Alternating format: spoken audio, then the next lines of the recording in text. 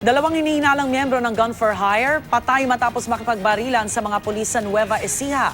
At isang hinihinalang drug pusher literal na napakanta matapos maaresto sa Leyte. Narito ang report.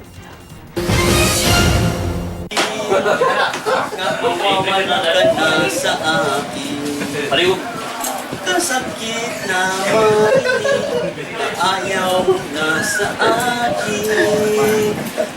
Nang dahil umano sa pagkahay sa droga, kaya't bigla na lang napakanta ang lalaking ito matapos maaresto sa Baybay City, Leyte.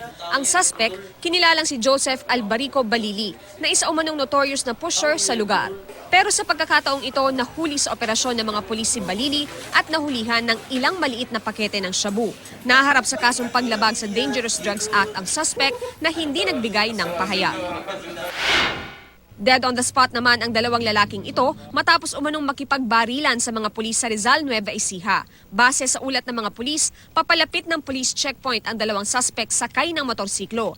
Pero imbis na tumigil, bigla raw nagpaputok ang dalawang lalaki. Napilitan tuloy gumanti ang mga pulis kung saan napatay ang dalawa.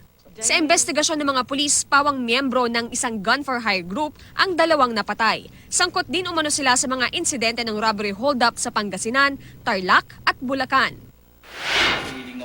Arestado naman ang isang barangay kagawad sa Ramon Isabela matapos mahulihan ng 4 na pakete ng hinihinalang droga. Isang search warrant ang dinala ng mga pulis sa bahay ng suspect na si John Bautista. Nakita ang mga pakete ng droga na isiniksik pa sa damitan ng suspect. Hindi nagpaunlak ng panayam si Bautista. Para sa unang balita, Victoria Tulad, reporting.